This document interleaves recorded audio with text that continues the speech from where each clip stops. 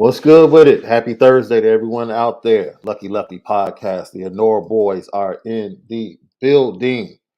Brought to you by Onora Whiskey, OnoraWhiskey.com. It's that premium American whiskey, OnoraWhiskey.com. And if you're going to drink, by all means, make sure that you do so. Responsibly. You got to do it responsibly. Left is back in the building after a short hiatus. He spent the day on the links out there in the desert. We had a pretty good show yesterday, Love. Talked a little bit Yeah. about the awkwardness Mm, of the first year. mm, You know how they give, you can judge a presidency by the first 90 days, they say. mm. You can So see we that looked at, extrapolate. yeah. So we looked at the first year of Marcus Freeman and kind of looked at things. And I compared it to the awkwardness of history that we were able to watch on Tuesday night as your guy became the all-time leading scorer in the National Basketball Association.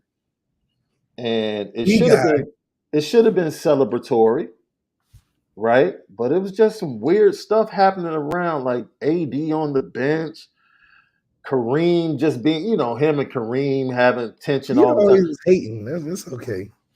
How We am I accept hating? Kareem. No, I'm talking about Kareem was always hating on That's what I'm LeBron. saying. It's Doing always little hater stuff.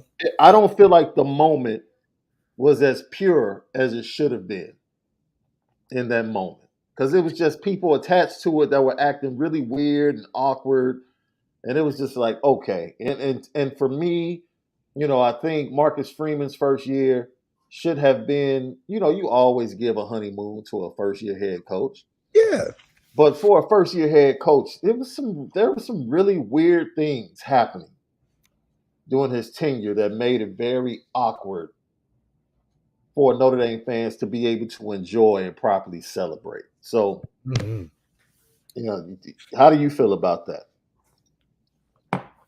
I think it definitely wasn't the usual first year of a head coach, especially at a prominent program, because it didn't feel like we was getting off on the right start on all cylinders. There was reports that were coming out about different management stuff and guys wanting different things, and at the same time as Marcus Freeman recruiting guys, and then just awkward things of is everybody on the same page for him to have to go up there his first year and explain to the media that he's got to ask guys if they want to be here. You're telling guys that they don't really have an offer, and then you're telling guys we're not offering or interested in you anymore. I think Marcus Freeman was getting hit with a lot of rights and lefts instead of direct headshots. And I think, he was been able to duck and maneuver and still put together a lot of great things. Like I think what saved a lot of the season and brought a lot of connectivity and enjoyment about Marcus Freeman being there is the legacy weekend.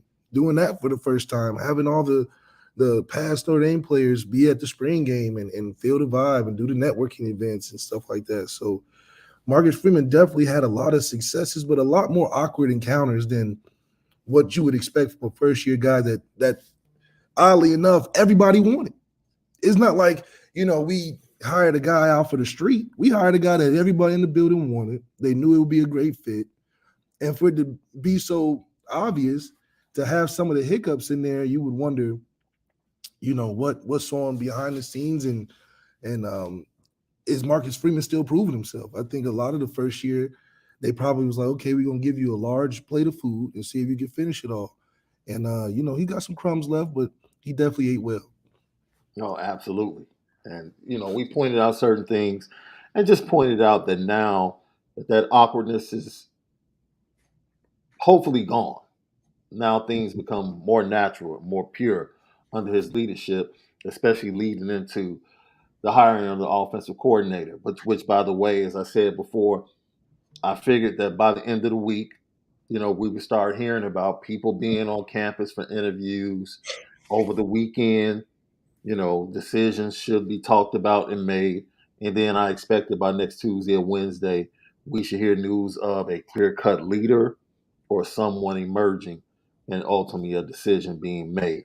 This weekend, I believe on tomorrow, we will have the transfer players meeting with the media for the first time. It was supposed to happen last weekend, but with the news of Tommy Reese possibly heading to Alabama breaking, they decided to move that back a week, and we'll hear from the transfers tomorrow at 3. So we'll carry what they had to say on Monday's show. Mm. We'll talk about that on Monday's show. But they will meet with the media along with some of the other younger players, if I'm not mistaken, tomorrow at 3 o'clock Eastern time. So it should be interesting, because now they have something to talk about. Right. Transfer guys, Sam Hartman might be the only one that really has to answer to Tommy Reese specifically. The younger guys, I'll be very interested in hearing what they have to say. Yeah, I think Sam's in a definitely interesting predicament. A lot of uncertainty because he understands what a 1 year, not too much loyalty is can be expected through transition. And I know he probably had in his head how he saw the year playing out. Yeah. But Tommy's a huge piece to what Sam Hartman's success was and even recruitment to come in Notre Dame. Aside the fact that we knew we was going to elevate his status in the draft and him being around better players, there was a real connection to where Sam must have felt he could develop under Tommy for the 1 year with the different offense that we, like to implement. But I'm sure he's probably thinking I should have just stayed. But that's the carousel of college football. And then Marcus Freeman himself, if I'm Sam Hartman, I'm going in there first day. All right, what we doing here? What are we talking about? Let's stay on that subject of we and not what you're doing for the program in a larger perspective, because I want to obviously help bring a lot of wins to this football team. But if the ship is steering in a different direction, Tyler Buckner just seems like the more attractive pick in the room right now. Now you're talking about even in 2023, because the theme of our show is big opportunities for Notre Dame in 2023. We're going to delve into that a little bit as why and big opportunities for certain players on the roster. But you've been saying that like since the change from Tommy Reese, and shout out to you. I saw you. If you guys want to check out Malik, he was also on Locked On SEC this week. Did a great interview, and he pretty much said, "Look, Jalen Milrose might as well move to wide receiver because there's no chance he's beating out Ty Simpson." Tommy will coach the athleticism out your quarterback room. So Jalen Milrose stands no chance because I don't believe Tommy wants to call an offense that's geared away from what he made famous off of Ian Book with. Yeah. Lucky Lefty podcast, Apple Podcast, Spotify, CFB Nation in conjunction with Irish Breakdown, all of our great content. You already know we spin it different. So now we move away from the awkwardness. Breaking news. DeMaurice Smith, NFLPA, is launching an attack on the NFL Combine. The NFLPA will be entering into discussions along with their representatives to end the NFL Combine because they say there is nothing physical to gain from the NFL Combine. Anything that you need to see, you can do it with scouts going to games, watching the Senior Bowl, and doing your work. You can get measurements at pro days and go to the schools. And on top of that, they feel like it's a bias towards things as far as the interviews and things that come out about certain players and the Wonderlic test. This is I don't. Is this an overreaction by DeMaurice Smith and the NFLPA? I mean, look, NFL Combine for the network is huge. For the NFL network, that's huge. It's huge. That's big money. And everybody likes watching the Combine. I think when people aren't focused on what actually the NFLPA needs to be working on, like the disability checks for players and getting more money for, retired players, which is the most important thing, because what's the point of the NFLPA if that's not being addressed? The health and safety of the players beyond the way the system's structured right now. That's the fight. You trying to do, the NFLPA is the clown show. They're adding games. but then they're complaining about the scouting combine that for a lot of guys, they elevate through the stock of the scouting combine. And it's just one of those things that's attractive to watch. More attractive than the NBA combine. I think the NFL combine has played its role as the premier offseason scouting camp that you want to be a part of. And even the guys that dream all their lives of going to the NFL combine because they've seen it forever. And every year I felt like it's got pretty exciting from the numbers and just being amazed by how big some of these dudes are. But I think, everybody's very sensitive. So once they had that question about Geis, Darius Geis, about how his mom is a crackhead or something, Yeah, now that they took that. yeah, Obviously, they're focused on that more so than, they don't even care about Darius Geis now. He got in trouble and that was it. So it just shows the NFL is picking and choosing once again, trying to cause a stir. But I would like for them to focus their energy on actually getting some of these players that, are hurting when they retire some more money. is there anything, and we're going to get to the players for Notre Dame that were actually invited, and one big omission from this year's NFL Combine in a few minutes. Is there anything in particular that you would change about the Combine? I'll tell you this, Left. My favorite day is like the defensive and offensive linemen. Because, oh man, especially when they do the bag drill, I just like the athleticism that we see. Of a Like when huge Jordan, dude, you get somebody like Jordan Davis running like a 4.8. I'm like, bro, that's more impressive than somebody that's 170 pounds running a 4.3. I'm sorry. You get a dude that's 330, allegedly running a 4.8. That's absolutely incredible. Absolutely. And then just the thought of taking away the thoroughness of how these draft scouts and these guys go about selecting players. I think getting rid of that will make it harder on, making the right fits for teams that produce a great product. You still want to be able to produce competitive games, a great product. And I think the scouting combine, just the eye test is important. It's important for some coaches. It's important to see those numbers of what you can do in shirts and shorts. But overall, I don't think the process has been negative for guys. I mean, guys that aren't prepared. But if you go to any networking event, you're going to have the same type of challenges that present yourself. This just happens to be for millions of dollars. I'm looking forward to what might come of this. Because you know how people might start an argument, but that's not really what they're shooting for, right? Yeah, they just throwing something to see how they can test So the they water. can leverage to get what they really want. And maybe they want certain changes made at the combine, the interview process. Maybe they want, because now standardized testing is not necessary now for a lot of colleges for They high said it school races students. or something like that. So maybe they get rid of the Wonderlic test. Maybe that's something they're aiming for. Maybe they're trying to streamline interviews with teams and things of that nature, which deal more with the mental side of things.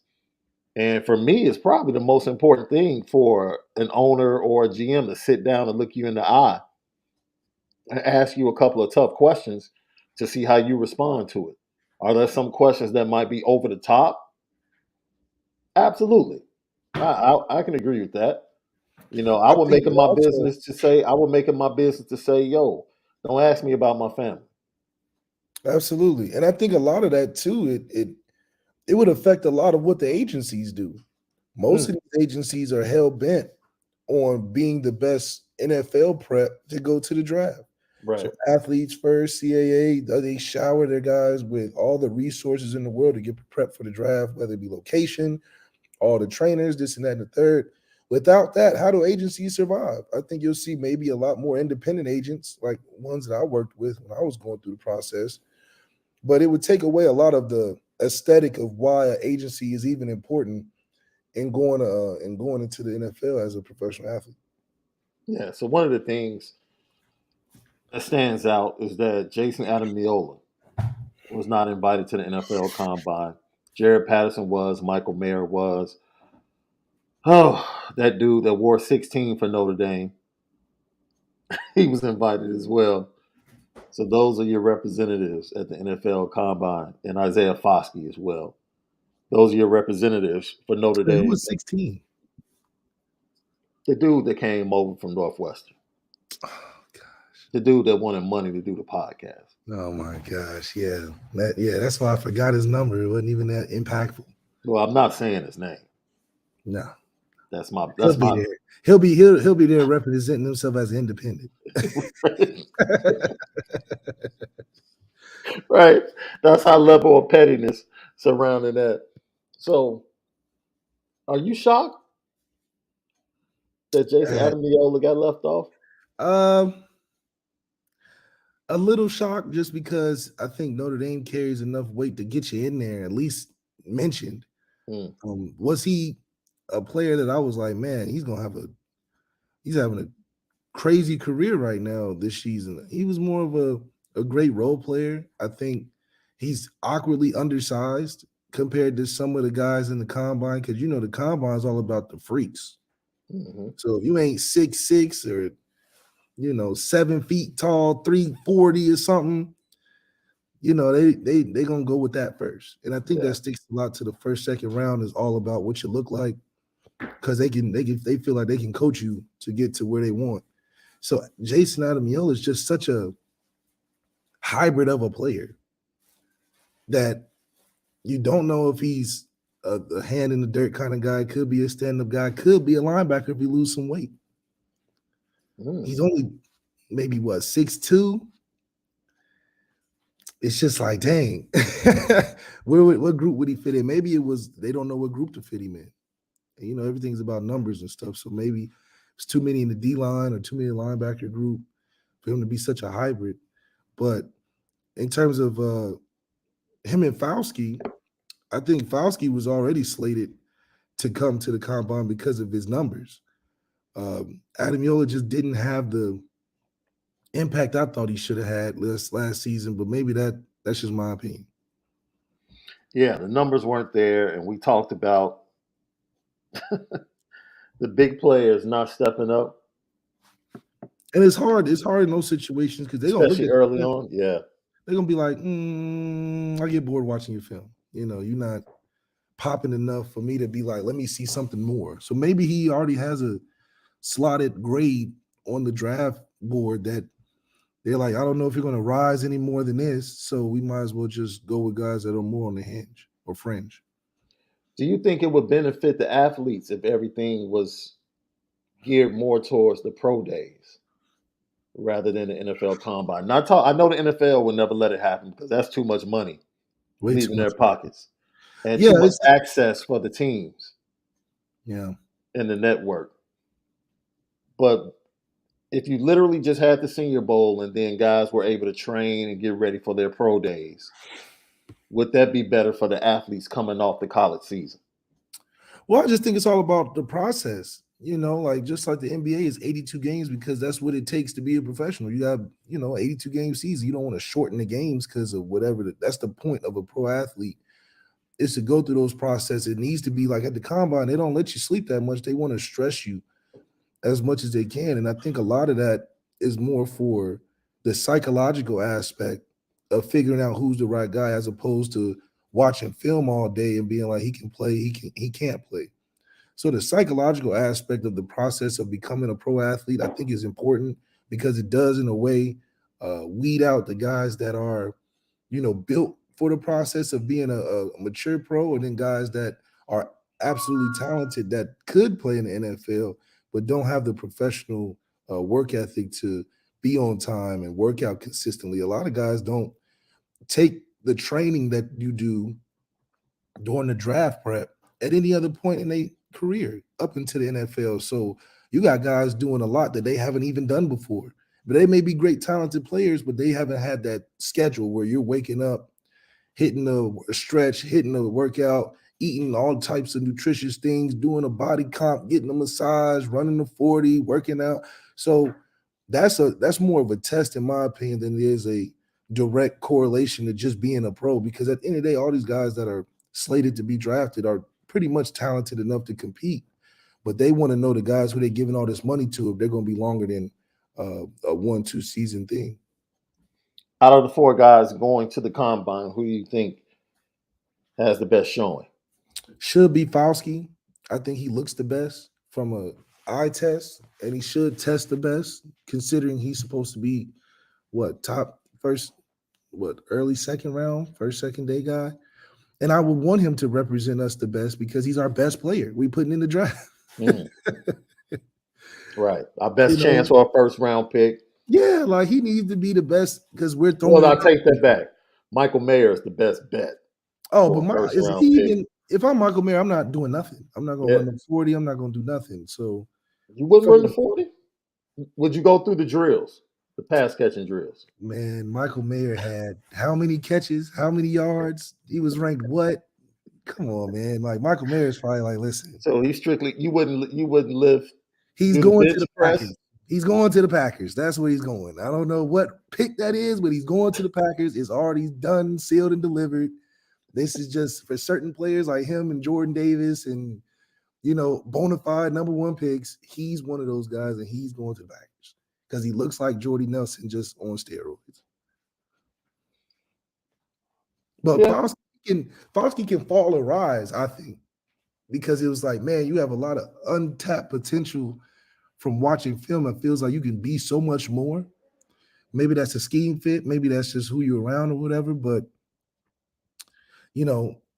it's different than Will Anderson.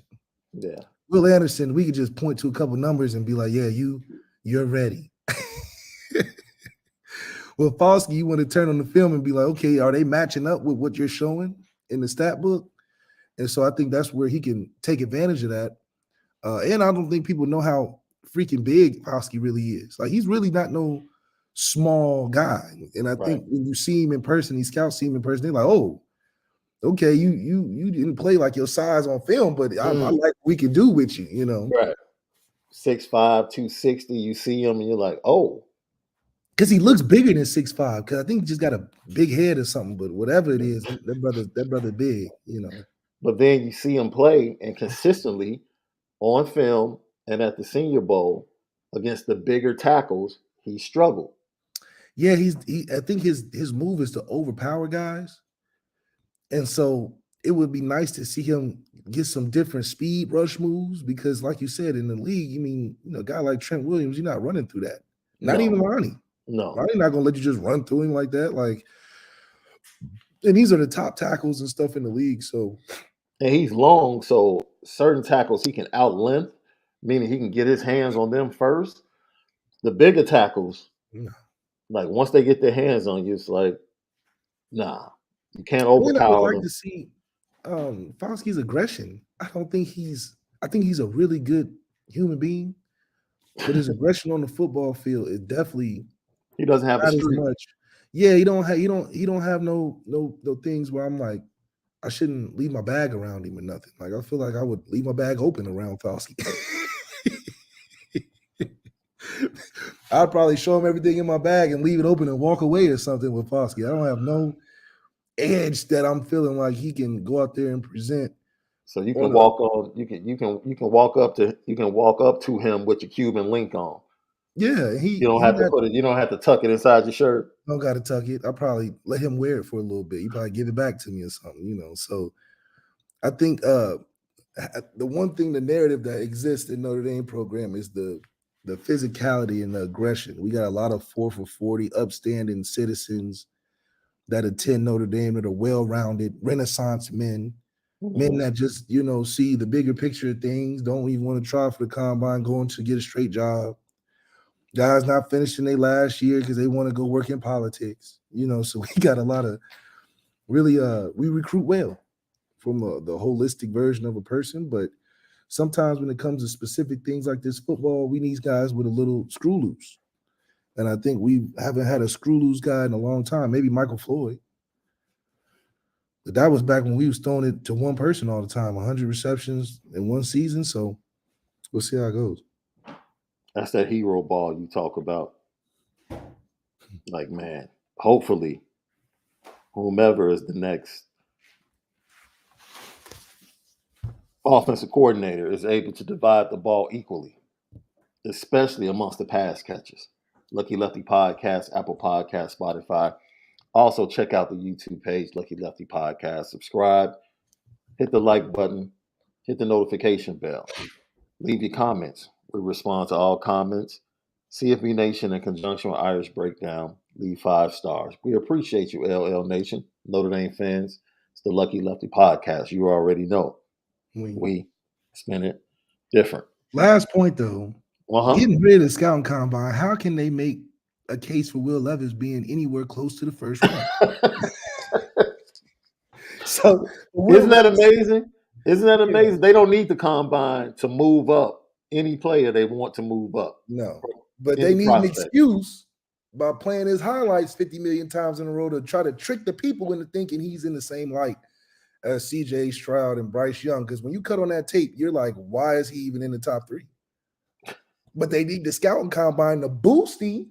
Right. Hype him up. I mean, the scouting combine drafted Zach Wilson second before, and then was like, all right, we worry about 3, 4, 5, 6 picks. So it wasn't even a thing because you didn't hear about Zach Wilson till what? The pro day, the combine. They overplayed the shit out of his pro day. So that's how Will Levis is going to get drafted high because it's a great excuse. But without it, Will Levis will be where he should get drafted in the 7th round.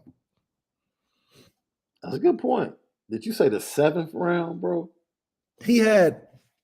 Did you say the 7th round? He's the next Brock Purdy. He's the next Brock Purdy. Ian Bookster winningest quarterback of all time and got drafted 4th round. I'm just saying. But he about to play in the Super Bowl. Shout out Ian Book. Maybe Jalen Hurts goes down and you can go save the day. Lucky Lefty Podcast, man. It is just amazing that things can get to a point. And I'm looking forward to the pro day, right? Yeah. What do you expect Brandon Joseph to run? 4.65? He doesn't come across as a superstar athlete. So he'll probably run in the averages of the safeties, maybe a 4.65, 4.55, something around that. Is he elitely gifted athletically? No. So I think he'll fall in the middle of the pack for that. But his intangibles are going to be coming from film and you know, good stories told about him that when he played against Ohio State. Yeah, because his Northwestern film is much better. Yeah. His Northwestern film is much better than his Notre Dame film, unless you're talking about the first 2 games. Then you're thinking you're getting an all-pro safety after watching Ohio State and Marshall. And then you get to like the second half of the Cal game, and it's like, by the way, we still have to do our Back to the Future Cal segment this week. We might save it for tomorrow. Tomorrow's going to be, we're going to have a special guest besides Left, because Left is in Arizona, but we're going to have another special guest live from Arizona tomorrow. And we're going to do our Cal recap and look to the future based upon that game. I'll tell you this. In that Cal game, we saw what the bookend tackles should look like moving forward. Like, I've never seen a game where 2 tackles just took over the game. Like, if you really watch it a second, they just took the game over. Just took the game over. I'm talking about after making mistakes early in that game. I don't know what Harry said at halftime. Now, Harry get in you now. He ain't going to let you just – he go like, you representing me out there? What y'all doing? Yeah. Well, I don't know what he said at halftime, but he definitely. So now we have Michael Mayer not participating, strictly doing interviews. You have Isaiah Foskey having to put on a show to cement himself in the first round. Gotcha. Jared Patterson, more than likely right now, sitting. He's going to go back to center. But that really doesn't matter because they know he's versatile. And that's a lot, especially with roster flexibility, being able to go into a game with 8 offensive linemen instead of 9. You have a guy like Jared Patterson that can literally play every position on the line. He's worth his weight at a high level. He's worth his weight and gold. Probably 2nd, 3rd round for Jared Patterson. Offensive line prospects are really deep this year, along with cornerback, defensive line. On defense, It's a pretty deep draft. It really is. Mm-hmm. So I'm interested in seeing how all four of these guys perform. Notre Dame's representation, I think, is going to continue to grow over the next 2 or 3 years. I think we'll see even more Notre Dame players at the combine and performing at a higher level. Performing at a higher level. Left, we're going to try to get Left to the pro day this year. Oh shoot. He didn't make it last year. We're going to try and get him to the pro day. Maybe Left can throw to Michael Mayer. Oh, listen, I'll get him drafted #1 pick. To see Kevin Austin had Jack Cohn to throw to him last year. And got Kevin Austin on the Now, team now. He's on a I think he's still on yeah, Jacksonville. he's on that bandwagon team. Whoa. Bandwagon. You mean a playoff division title winning team? Yeah, your bandwagon team. Like I said. No. I was there with the bad days and the good days. I was there with David Garrard, Leftwich. I was there. So you say. I like how you snuck in the T-shirt though from the NFL experience I'm this telling week you, that can on only the come show. from the team locker room. Real fan. I'm telling you. So how was your outing yesterday before we switch and transition over to talking about the big opportunities for Notre Dame in 2023? Man, a lot of things going on for Notre Dame in general. Monty Williams winning the championship for the NBA, especially getting Kevin Durant to switch over. I thought that was huge, especially for the city of Phoenix. The football Super Bowl. So it was lit. It was lit last night. It was just the city just erupted around 9 o'clock, 10 o'clock last night, local time. They knew the championship was on its way. You know, they guys gonna get healthier and it's gonna be great. But the Super Bowl experience is awesome because everybody's like the football mecca for the week.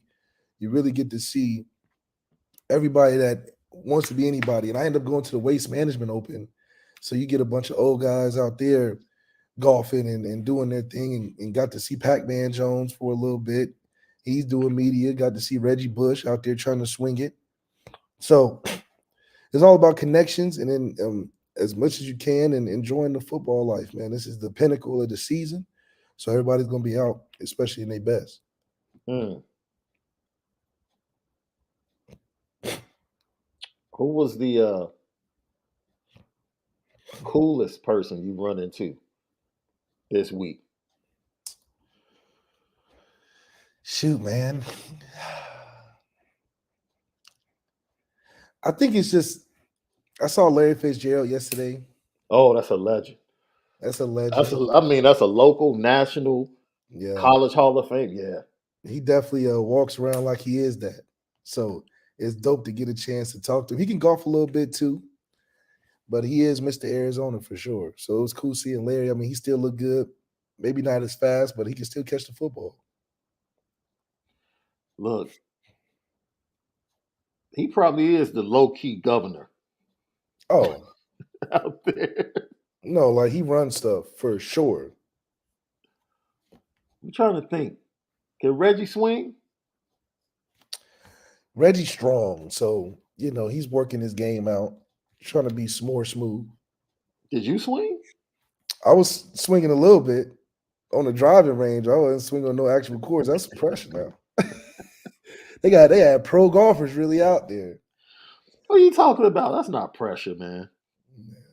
It's crazy because these golfers be looking like regular people. Yo, now let me tell you pressure. Like I play. Me and my dad, we started at the same time. And my mom and my wife, they blessed us with a trip out to Torrey Ponds. Mm. Yeah, we stayed on the resort and we went and played in a public course, right? Well, they have a public course that's part of it. And it's always packed. So getting an appointment or a tee time is like incredibly difficult, right? Sometimes it's like a year out. So because we were staying on the resort, we were able to get a tee time. And I've never been more nervous on a tee, bro. And at this time, I was a decent golfer. Because, you start playing golf, the first goal is to break 100. Right. Then once you break 100, it's break 90.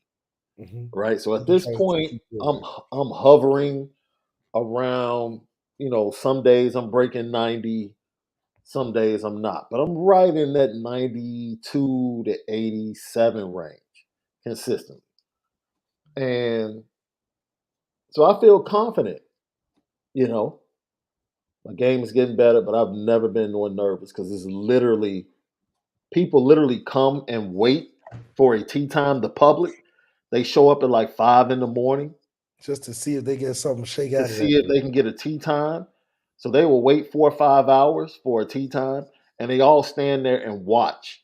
So it's just hundreds of golfers, man, just standing there, just watching people tee off, and it's Hoping they get crazy. squeezed in there. Yeah, so it was like I got to imagine what it would be like to tee off at a tournament Yeah. on a minor scale, and it was, dude, man, I It was sliced the legit. heck out of my drive too. I sliced the heck. I pulled it a little bit off the right, and sliced it across the fairway. So I was over in the left rough. I was able to find it. As long as I was able to find it and play, I was happy. But But it's super frustrating, watching it and playing it. I mean, I was with guys that was crushing it. I'm talking about hitting it out of the sand trap, getting nice and close to the hole, and then the next hole, yeah, I'm talking about the next couple of feet we took to hit the next shot, shank all the way to the right, it's over. facts, facts. So I don't know, man. You got to stay smooth whenever you out there, and can't mentally let it get to you because it'll ruin your game. Now this is the craziest thing. Um,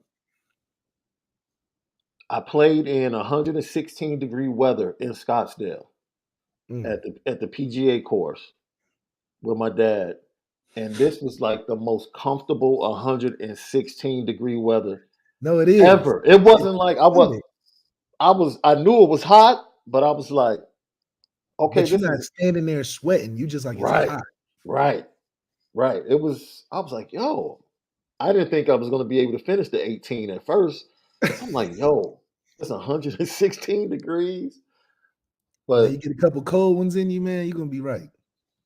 I played at the Reserve in Mhm. Vegas with my dad, and we had to stop on the seventh hole. Because my dad looked at me and he said the inside of my eyes was just all white, like Oh right shit. here.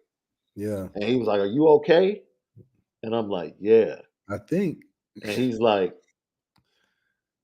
"You sure?" I tee off, I go to my second shot, and all I saw was like this haze, dude. Oh yeah, it's that heat stroke, dog. Haze. And I said, "You know what? No, I'm not good." Yeah. And literally, when I went back, someone told me, like, yo, you got to put some fluids in you. Like, Yeah, I, you're gonna get that start seeing mirages like you in the desert for real. for real, for real. It was dangerous, man. It was dangerous. So I'm glad you had fun. I'm glad you're out there networking, bumping into a lot of people, man. It's a great time. Like I said, if you ever get an experience, Super Bowl week is what Pro Bowl week used to be. Like if you Oh talk to man, people that yeah, used to go to the Pro Bowl in Hawaii back in the day, they that was the week to go to. they talked about that being legendary, right? Because it was a Mhm. full week. NBA All Star Weekend has gotten Ghetto. okay. That enough said. Lucky Lefty podcast. That, there you go. There you go. There you go. It is though. It is. It's become real ghetto and real like okay. The BET Unfortunately, version of All Star games, unfortunately, the Source Awards for All Star. it used to be. Really neat. It was neat, but now, yeah, They want to put too much in there, you know. yeah, it is definitely not the same. Definitely not the same. We get ready to transition over to 2023 and what it holds for Notre Dame and the big opportunities. Lucky Lefty podcast. We spin it different. All right, Left. In 2023, Notre Dame comes into the season more talented, more depth, more athletic at positions where there was a talent gap previously. in recruiting and a 2024 class that's top five right now. There's a tremendous opportunity to stack back to back classes by Marcus Freeman and continue to change narrative in recruiting. There's also an opportunity for certain players on the roster to step up and become guys. Will it Mm, be guys that are youngsters in the sophomore class? Will it be guys that were not really talked about, but they end up becoming like Jeremiah Owusu Moore? Out of nowhere, they become stars. yeah, I It's don't a know lot of where. opportunities in 2023. Also, the bigger landscape of college football.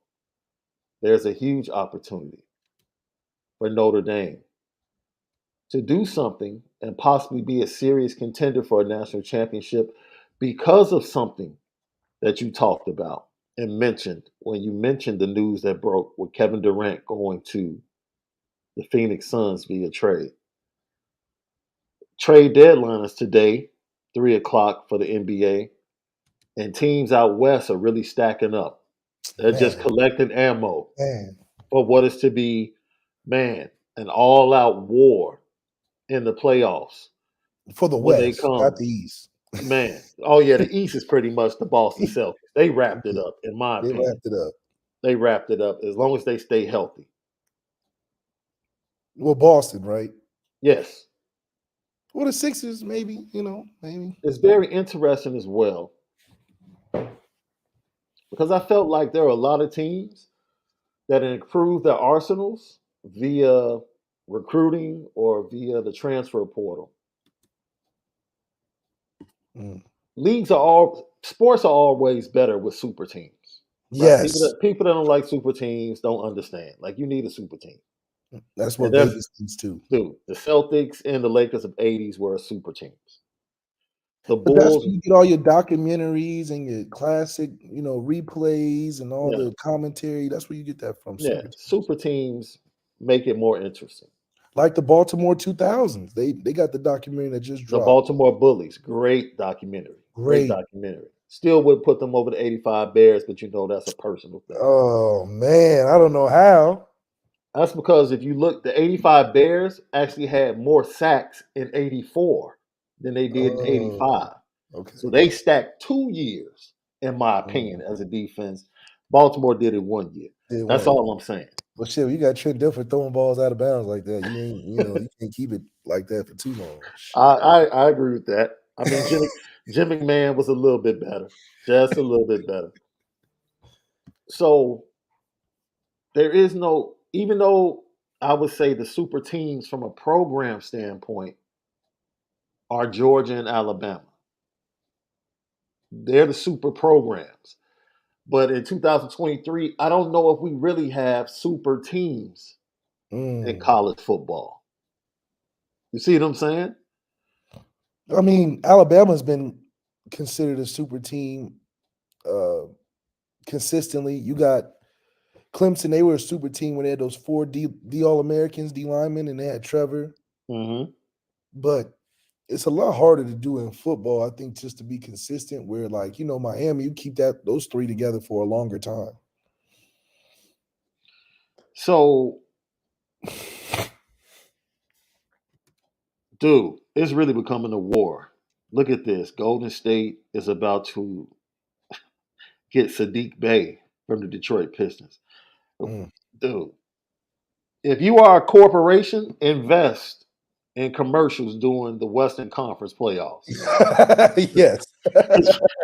Viewership is going to be absolutely through the Even roof. the play-in tournament is going to Yeah, be crazy. it's going to be through the roof. If you are a corporation, man, get you some airtime Get you some during the air. Western Conference playoffs. But getting back to what we are talking about, that breaking news right there. I don't think Georgia will be with the new quarterback. I don't think they'll be as formidable as they've been the previous 3 years. Alabama is declining a little bit. Tommy Reese, what quarterback does he have? Ty Simpson. 3 of their wide receivers transferred. So the wide receivers are young. Mm. Joe Milton. I mean, he's Joe Milton, Yeah. right? He's failed. Could he be the next Hendon Hooker for Tennessee? Possibly. Do we see Nico Iamaleava early on? Do we see Arch Manning early on or halfway through the season for Texas? It's just a very wide open landscape in 2023. And if Sam Hartman is who we believe he is or can be, and we were saying that under Tommy Rees, if we upgrade at the offensive coordinator position, which I believe we will with the hire, now you really feel much better about the offensive prospects going into 2023 and putting points on the board. I feel confident that Notre Dame is going to have a pretty good defense. Whether or not they're going to have a national championship defense, that's yet to be seen.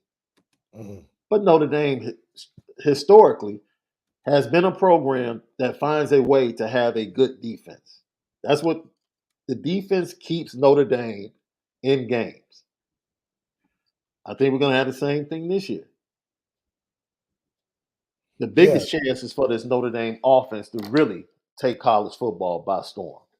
Yeah, I think it's time for the Notre Dame offense to be the premier version of what Notre Dame wants to be in 2023. The defense has been playing a strong and supportive role, been the lead for the last few years, but this is an offensive game, how it's turned into in 2023 in college football.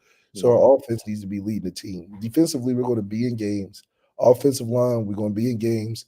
And we just need to be able to have the offense to put games away and even dominate games Yeah. and not be afraid to light up the scoreboard. So the Notre Dame offense is the first big opportunity because I don't think college football is going to see them coming. And people aren't used to Notre Dame being able to bomb you through the air and on the ground. Mm. They're not used to Notre Dame throwing the 4 different targets consistently throughout a season. They're used to hero ball, shutting down one person in the passing game, and then just putting 8 in the box and stopping the run. I think offensively, Notre Dame has a huge opportunity to really, early on, put some stuff on tape that makes Ohio State say, oh, oh, snap. Like, no, we can't do what we did last year at, at Columbus. We got to come in with a new game plan.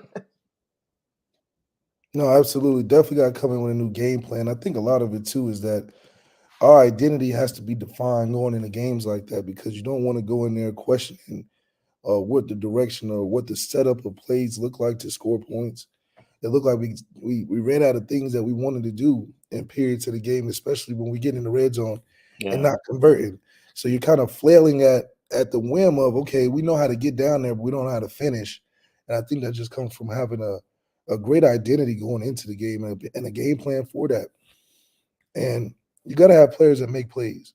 yeah. So I think we have enough players where there's no excuse because if we can't get none of these guys to make plays, then maybe just there's not a lot of talent out there to be recruiting. I Because mean, we are you recruit the guys saying, they wait say, a minute, are you saying that Tobias Merriweather was incapable of making plays last year? man, I think He didn't last prove it, year, right? I think last year's water under the bridge, but also you only got two targets the whole season. I mean, you better do better than that. You better be more productive because we're not paying 250,000 a year for you to be out there for 2 receptions. Is that on him, though? Well, no excuses anymore. We look Marcus Freeman better go in there and be like Tobias Merriweather has to have a minimum of 50 targets. The receiver room got to light up. It's got to because they're hungry. We got a lot of talent in there, and if we don't, people going to transfer. That's just how it goes. That's a trend we need to change, right? Because we've had a lot of wide receivers transfer from Notre Dame. Big time 4-star And recruits, nobody and 5-star. nobody thinks that they're wrong for doing it. They're like, I'll transfer if I was you too. Yeah, historically, you're right. You're right, bro. I totally agree with that. And I think another big opportunity that Notre Dame has is going to be what happens with the quarterback room with this new hire. It's a Mm, huge opportunity. We've talked about it. Go into the opportunity that's facing the offensive coordinator with this quarterback room. mm. Yeah, the quarterback room is going to be ever more important because that's the centralized point in what the team is looking for. They looking for that quarterback room to be on their job, making plays, leading the offense, getting guys involved, being a distributor of the football to everybody. Because I think that the team themselves see that they have a lot of potential if they just got that part right. So the Mm-hmm. hire for the position is not even a pressured situation. It's take the handcuffs off. We're bringing a guy that's going to take the handcuffs off and allow him to get people involved, make the offense a lot better. But we have to hit those targets of being a top 5 scoring offense, or at least a top 5 yards per game. I think that's a hefty goal. I think that's a hefty goal. I definitely think yards per play goes up with this Mhm. offense. Yards per play definitely goes up. I think the number of big plays. I think something that was crazy. I don't know if Notre Dame can shoot for this, but the stat that was crazy for me is that TCU had 20 plays of over 50 yards Mm, and 50 plays of 20 yards or more. mm. So that was insane. And that was with Max Duggan as quarterback. So they did have a top 10 pick in Quentin Johnson at wide receiver, along with other players. But I don't know if Notre Dame has a top 10 pick in that wide receiver room, but there's talent there. There's definitely Yeah, talent it's there. you can't tell yet if it is because we haven't thrown the ball enough over there.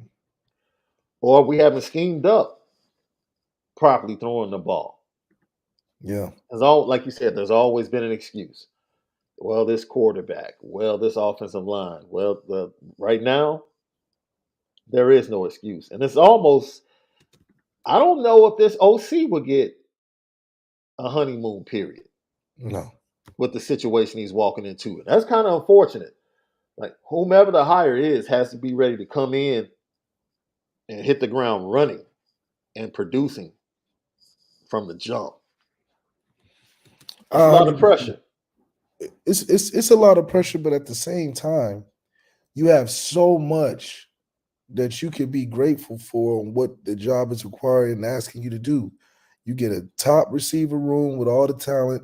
You get a veteran and QB room with a lot of potential. You know your whole line's gonna be good.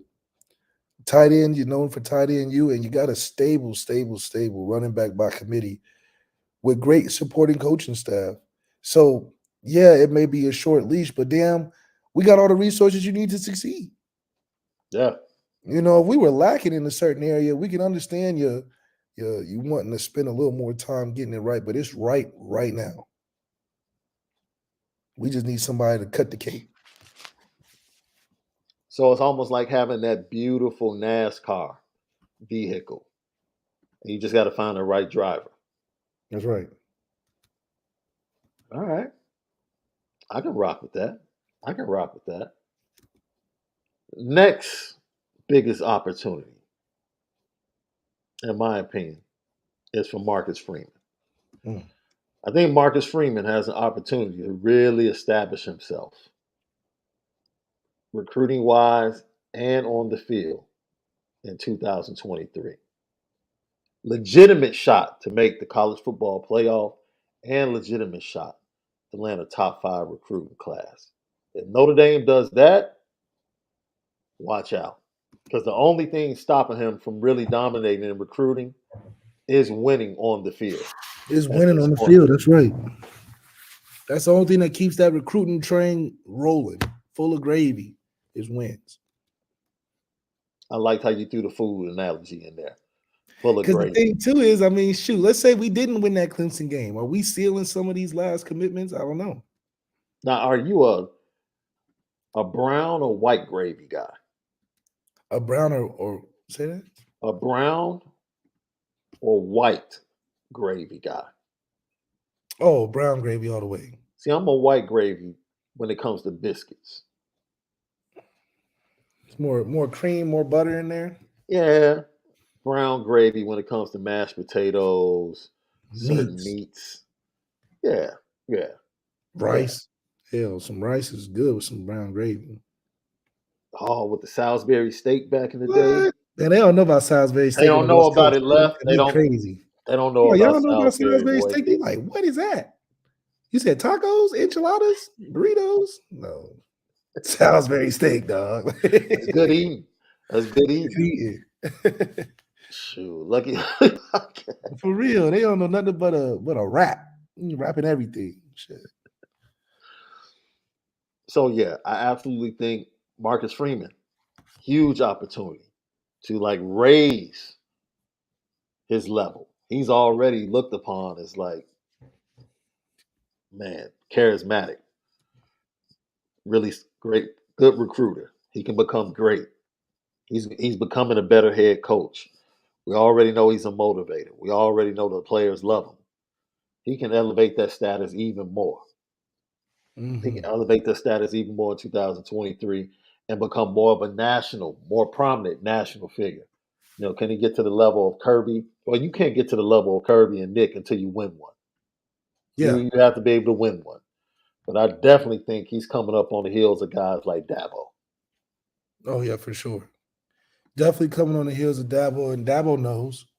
I mean, Dabo looked shocked after that post game interview after our game. Didn't know what to say. He said, "Yeah, they whooped our ass in every phase." Man, I mean, defeated. He said, "We're gonna go back and we're gonna figure out something." But yeah, we just got destroyed. I mean, we really put it on them, and I Dabo think that was was. really messed up, bro. Like, Yeah, I think he wasn't expecting to be in something like that. I think he also expected Cade Klubnik to kind of be that Trevor Lawrence savior for him, Deshaun Watson savior for him. But finding guys like Deshaun Watson and Trevor Lawrence is not an easy thing, even if they give you the right signs. You know, mm, so definitely he's going to want to pay us back next year, but we're going to have something for him because we have a better team next year than I think they do.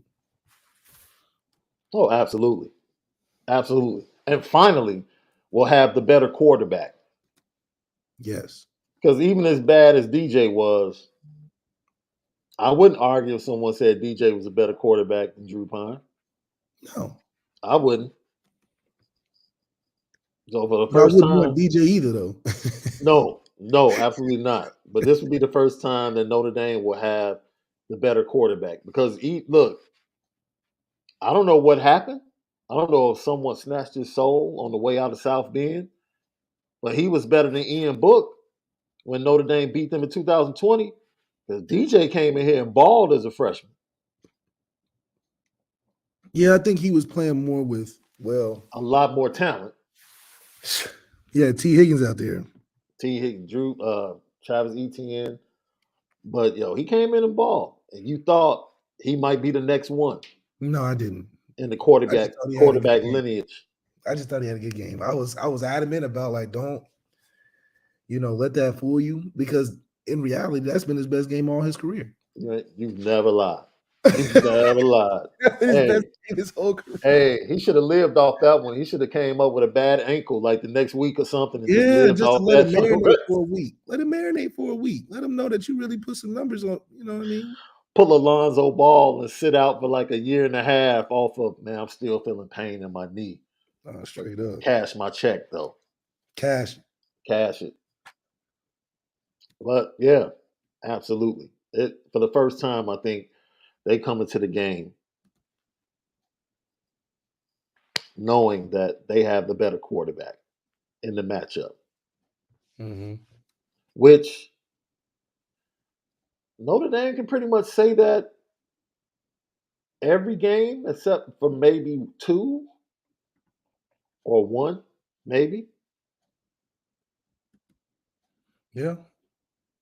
because we know Caleb Williams is a better quarterback Then who?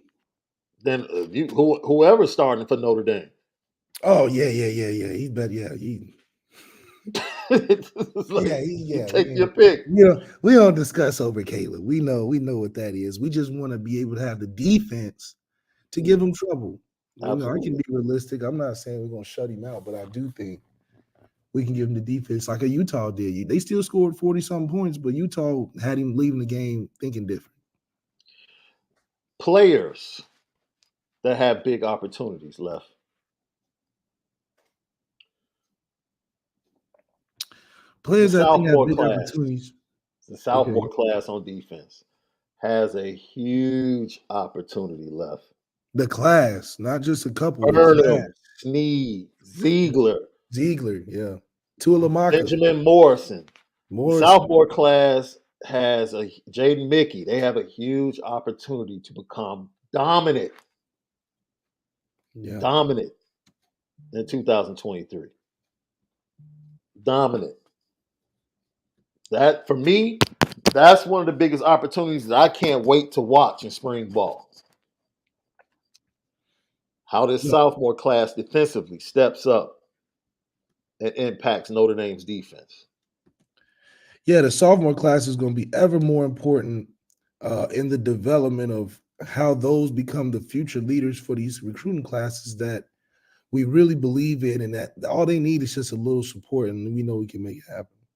Yeah, yeah. So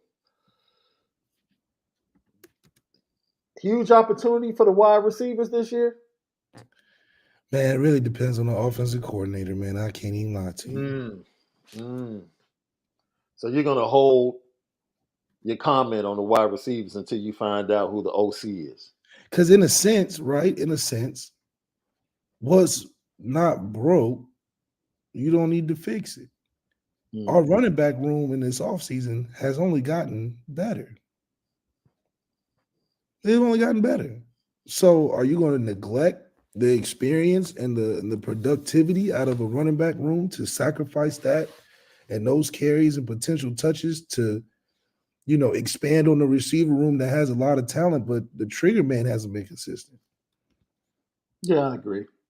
I agree with that. Back end, huge opportunity for Xavier Watts and Ramon Henderson. Huge, huge. They flash, they make mistakes.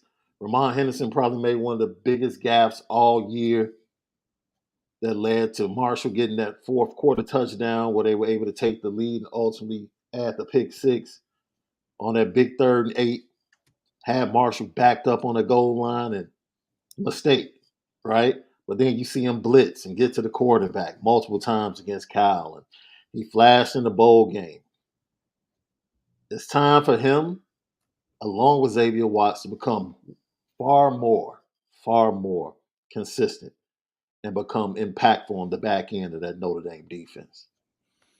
100%. You definitely want to be able for that secondary who was the rising star of the team throughout the year, especially with Ben Morrison's late impact with the 6 interceptions. The secondary is riding on an all-time high that we haven't seen from our unit like that in a long time. And so for us to be able to have that back end be so strong and stout, that front seven is going to develop a lot quicker with experience because they know they got their backside covered. So those linebackers are going to play more aggressive downhill. They're less likely to be soft on tackles because they know they got a rallying call with the secondary. So this definitely fostering a situation when you have a strong secondary to really develop on a faster pace the front seven that we're looking to make a huge impact on. Sophomore class can also impact the offensive side of the ball, especially the interior of the offensive line. Like you already have your bookends. You have Zeke Carrell at center. You have 2 slots open, left and right guard. In the sophomore class, whether it's Billy Shrouf or whether it's someone else, can make an impact in the spring. So that's going to be interesting to watch as well. Freshman impact players. I already know the one guy that you expect to come out and make an impact offensively. But I have 3 guys that I think that have a great opportunity to make a huge impact for Notre Dame in 2023 from the 23 class. And I'm going to start with Jaden Greathouse. He's Mhm. just a dog. He's Just just a a dog. dog. He walks in a room and feels like he's the best wide receiver in the room. Mhm. You know what I'm saying? You know how somebody says, with all due respect or no disrespect, before they say something? Like, no Yep. disrespect. But you know they're about to say something disrespectful? That's Jaden Greathouse. And I think that's the mentality he comes in with as a freshman. Like, yo, man, no disrespect to you vets. No disrespect at all. But I'm that dude. That's right. And I'm trying to be that dude from the jump. So I definitely think Jaden Greathouse has a great opportunity to make an impact, get 25 to 30 catches, make some big plays, big time third down conversions, especially going into the big games. He's the type of mindset that you want a wide receiver to really come through in the biggest games. That's number one. Number two, even though he's going to start probably third or fourth on the depth chart, Jeremiah Love, in Mhm. some way, form, or fashion, has a great opportunity or will have a great opportunity to make an impact offensively in this season. Yeah, Jeremiah Love is definitely a guy that's in a position from a depth chart standpoint. He can go in there and shake it up, similar to what we've seen guys like Asmar Bilal and guys like Jalen Sneed make some impacts here and there in the season. But uh, just from a perspective of how much confidence and trust uh, our new offensive coordinator, as well as Marcus Freeman, is going to have with the players in year two, Yeah. I think is going to be a big difference than just coming off of 1 year. So this might be the biggest jump in confidence you see from Marcus Freeman, especially on the sideline. I think he'll be more involved, a little more vocal, maybe a little more eccentric in response during the game. I don't think he's going to sit there like a statue like some of the times last year, because I think he's just more comfortable, and that's going to reflect on a team that needs a little energy and a little spark of confidence to prove that they're here for a good reason too. Give me your level of confidence that Notre Dame makes it into the college football playoff right now, or do you want to wait for the OC hire? We'll definitely make it to the playoffs 100%. You're at 100? Wait, is this the 12 team this year? No, this is Oh last year, the shit. 14. Oh. Oh, once they expand, I'm on We're like making it every year. 90% every year. Yeah. Yeah. But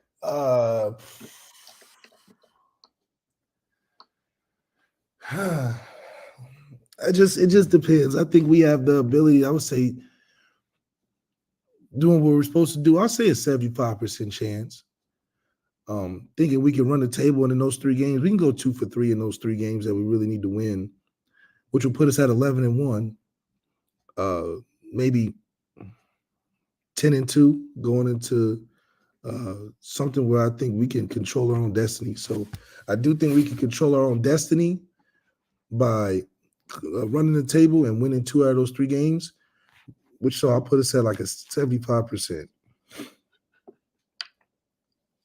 Yo, I just saw the funniest thing. You remember the episode of Martin when he thought he had a son? I'm sorry, I lied to you, Martin. I just want to go to I'm going Arizona. to go to Arizona. That's KD talking to Ben Simmons. I'm sorry, I lied to you, Ben. I Yeah, just want to go to Arizona. that's right. That's right. And he's gonna have a great time. Shoot. Championships in Phoenix this year, man. I'm telling you. Yo, do they play tonight or tomorrow before you leave? Shoot. They should. I mean, Kyrie played the next day or something like that, right? Yo, Kai did his thing too. But damn, Kevin's hurt. So Kai did his thing. Kevin is hurt. But Kyrie did his thing. Dallas, let me tell you something, man. This is what Notre Dame is going to be. This plays into what I'm about to say. Dallas is going to be a dangerous matchup in the playoffs, depending who they get. man, the whole West is dangerous though. Depending who they get. I don't think they're a good matchup for Golden State in particular. But I think when they go up against teams like Memphis and Denver, they're going to be hard to defend, dude, because they keep coming at you. Yeah. Like, dude, they just keep coming at you. And they have young players, Hardy, who came from the elite in the G League his second year. Man, Jaden Hardy is nice. He's Mm-hmm. nice. He's giving them offense off the bench. They have some nice young talent off the bench. And then you have Luca and Kyrie just constantly coming at you. For 48, man, that's a lot, bro. That's a lot. And I think Notre Dame's offense can kind of do that to teams. They can come at you in waves, right? They can hit one drive, they can just come out and just run the ball down your throat, right? Then the next drive, they go quick screens. They methodically get down the field, they mix it up. Then the next drive, they come out 2 plays, 75 yards, big play to Tobias Merriweather over the top. I think the Notre Dame offense has that potential to kind of put pressure on teams. Because when you can pressure teams like that, it almost becomes the inverse of what you feel when you play Navy, where every possession is valuable because of the way they possess the ball. When your offense can come out and constantly put pressure on defenses, it causes the other offense to feel like every time they get the ball, they have to score and score touchdowns. And if they don't, man, each possession becomes more and more precious. That's an opportunity. I don't know if we felt that offensively from Notre Dame, where you can just come out and just do what you want to do.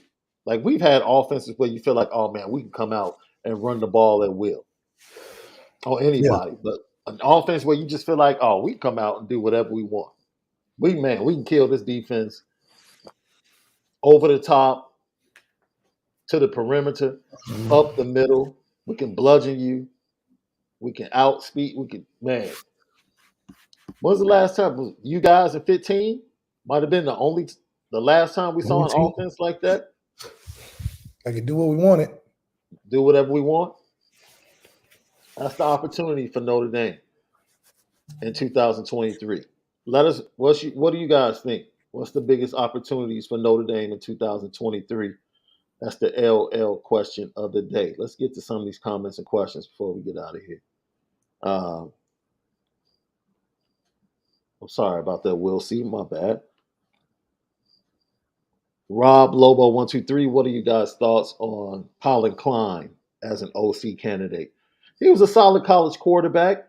Thought he did a really good job with Kansas State's offense, in my opinion. But I mean, Kansas State is Kansas State. Their offense has pretty much been, dude, since going back to Michael Bishop. Like, that's their offense. That's their tradition. That's what they recruit to. He's solid as an OC, young, solid. Definitely will run the ball. Quarterback development, I'm not sure. What do you think, Lev? He wouldn't be the person I would bring in to liven up the receiver room. Yeah. I think if we wanted to stay on what we were doing best, he would fit great in there, which would give me even more reason why Tyler's a better choice. No, I definitely agree with that. If you're bringing in Colin Klein, he definitely would make it happen or feel more comfortable calling plays for Tyler Buckner.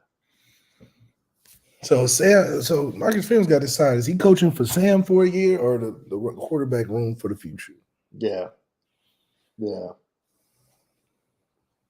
But Sam can transfer again, right? I don't think so. He's enrolled in school, so he would have to transfer basically over the summer. I mean, all he's taking is guitar, underwater basket weaving. It's so disrespectful, man. Thank you for the super chat, True Mail. Talk about Notre Dame being on the precipice of greatness. How y'all liking the NBA trades? I love it, personally. I think it's dope because it's not too many things that we need left. Be different than a Kentucky program where you can point to 4 or 5 different holes. I think being so close to feeling like a complete team is the coolest thing because you're anticipating maybe more than what you expected. And I think that's what's going to really carry us through this season is that it's almost limitless to where we can take this offense and even the team. Yeah. I tell you one thing. LeBron ain't winning the championship this year. I can tell you that. Come on. First of all, AD's not going to make it to the finish line. That's number one. I guarantee that. I'll lay a nice $20 bet on that he's not finishing the season. That's number one. KD had finished the season. And D'Angelo Russell, didn't the Lakers get rid of him for snitching on Swaggy P? Man, Kobe made that trade happen. As he should have. Hey, listen, LeBron accepts all. He's the master chef. He's gonna make it work. He can accept these L's as he heads towards retirement. Who is he? Who is he really? Well, they lost to the OKC, so whatever. I was about to say, wait a minute. That dude broke the record and scored 2 points in the fourth quarter. No, he took himself out though. He said, "Once I got that record, I'm done." Wow! You need the game to win. A minute now, them young boys running up and down the court now. Them young boys up and down the courts. Okay, Giddy and Shy Gilgeous-Alexander. Shea is cold. Them boys are up and down. They was making everything. They was making everything. That ticket was too pricey for you, bro. I know you've been front row of some games. That was too pricey for you. I couldn't swing that one. I could swing a lot. I couldn't swing on that one now. That was, man, them tickets was crazy. Man, you talking about 5 stacks a ticket just to get in? You gotta think some of them seats you can't even get because Jay-Z in the building, Denzel Washington so even if they're gonna be like, you can't have it because this is Denzel's seat. Man. Shoot. Yeah, that it was good on TV though. Man, thank you guys for a great show. You know what time it is.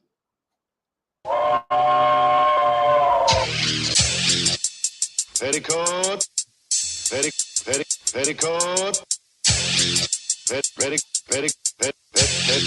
Petticoat Junction. It's time to get petty. Oh, we did a good job executing. Are you upset with something? And fire up the Petticoat Junction train. I just don't like you. You don't? No. What is today's petty historic? Petty Junction. Talk about the Bulls. There's some standby watching, homies. Petticoat Junction. Petty Junction, pettiest story today brought to you by Onora Whiskey, OnoraWhiskey.com, that premium American whiskey, OnoraWhiskey.com. Free J free, I put that up there because, yes, put the Chicago Bulls on the petty train, dude.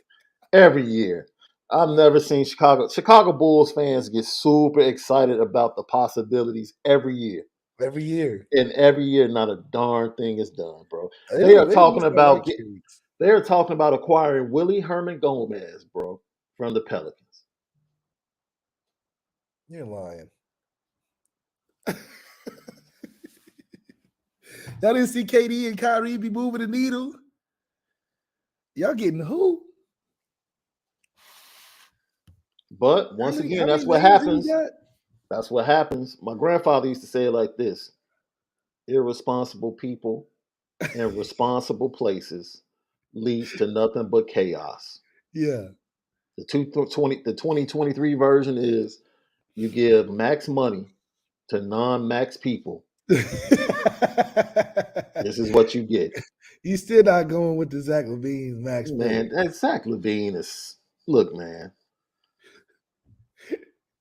A report came out this morning that pretty much the locker room doesn't even rock with that dude. That report just came out this morning on sports radio. Yeah, you're getting paid a lot to lose now. So, man, put them on the petty train. Absolutely. Put Kyrie back on the petty train. He talk about we've been playing this since the first year. Really? And this fool said, I get to see him a lot more now. You was just his teammate. What are you talking about, huh? What are you talking about? Oh my goodness. Kyrie he needs to stay out the camera, man. Just get your thoughts together, come back with a notepad. And Yeah, I think we put Jay Prince and his crew on the petty train, I believe, yesterday, didn't we? That whole thing, man, look, this is when podcasting goes wrong, right? Because you get all these great platforms and you want the truth and you want stories that you've never heard before. But to try and lay blame at the feet of the deceased in a certain way, form, or fashion, that's when you can miss me. That's when I just think you're a flat out clown. You're a flat out clown. So you can absolutely put Kyrie, Jay Prince, his whole crew, Jay Prince Jr., everybody, all Chicago Bulls, everybody in the front office, the ownership.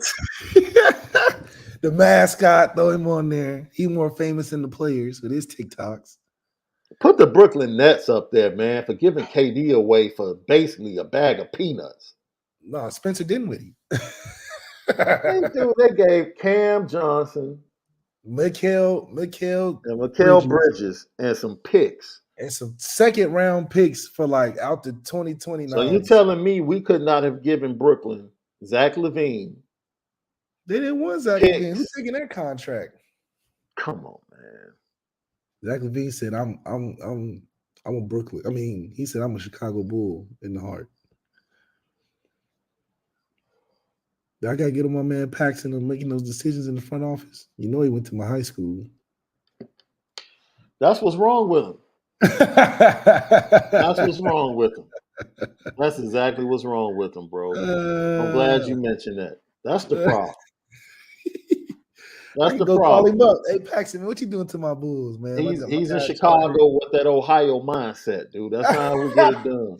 Man, he's been trying to put packages together, get Bronny and his son LeBron in there, man. That's what he's waiting on.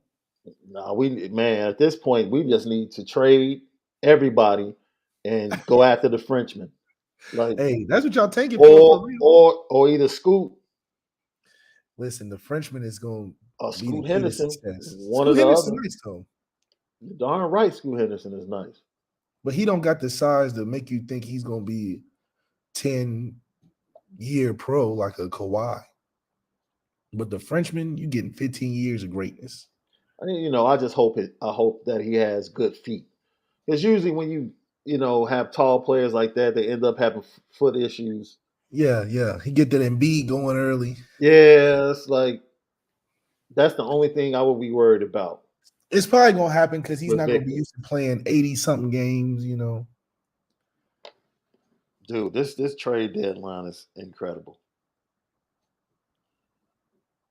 Oh, this just broke 5 minutes ago. Boy, they just made my day. Joe Cowley, who was a reporter for the Sun-Times for the Bulls, said the Knicks and the Bulls are discussing a trade that was send Zach LaVine to the Knicks. This is what I'm talking about. Man, this is what RJ Baird and Julius Randle? No. We burning it down. We burning it down. Oh, you don't want we burning it down. We are burning it down. I need to save my dog Cam Reddish out of there, man. Cam Reddish went in the trade to they traded him out of there too? Damn. Yeah, he got traded for Josh Hart. Josh Hart came to New York. And Cam Reddish went with Dame Lillard out to Portland. Man, Portland's got a team. Anthony, Lillard. Let me tell you something, John Paxson. I will forgive everything that you've ever done, every blunder that you've ever made. I will forgive the fact that you were ready to draft Michael Beasley over Derrick Rose. I'll forgive that. Ooh, Michael Beasley's not okay. Michael Beasley's nice though. Bro. You're bugging right now. I will forgive everything. I will forgive you being from the state of Ohio.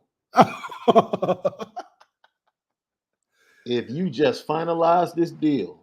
Yeah, get Zach out of there. Get Zach out of here. If you get Zach up out of here, this will be one of the happiest days that I will ever have as a Bulls fan. That's right. You know what they realized? You know how you spend a bunch of money on something? Like you walk into Gucci, get a nice shirt,